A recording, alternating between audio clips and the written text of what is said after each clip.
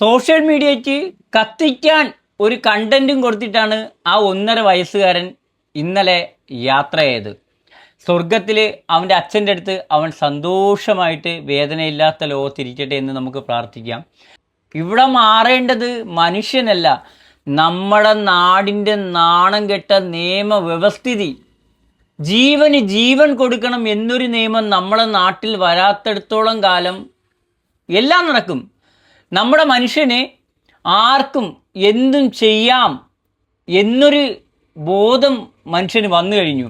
കാരണം എന്ത് കുറ്റം ചെയ്താലും, ഇപ്പം ഒരു കുഞ്ഞിനെ പീഡിപ്പിച്ചാലും, ഒരു വയസ്സായ ഒരാളെ പീഡിപ്പിച്ചാലും, ഒരാളെ കൊന്നാലും തല്ലിയാലും കുറേ ദിവസം ജയിലിൽ കിടക്കണം. അതിനപ്പുറം എന്ത്? അല്ലെങ്കിൽ നമ്മുടെ നാട്ടിൽ എന്താ നടക്കുന്നത്? ആരെന്ത് കുറ്റം ചെയ്താലും കുറേ ദിവസം വളർത്തുനായെ കൂട്ടിലിടും പോലെ വെള്ളവും ഭക്ഷണവും കൊടുത്ത് തീറ്റിപ്പോറ്റി നന്നാക്കി പുറത്തേക്ക് ഇടും. അതും ജനങ്ങളുടെ നികുതി പണം കൊണ്ട്. ശരിക്കും നമ്മുടെ ഗൾഫ് രാജ്യങ്ങളിലെ നിയമം നമ്മുടെ നാട്ടിൽ പ്രാബല്യത്തിൽ വരണം. ജീവന് ജീവൻ അങ്ങനെ തന്നെ വരണം. ഒരു 5 എണ്ണത്തിനെ തൂക്കി കൊന്നു നോക്കട്ടെ.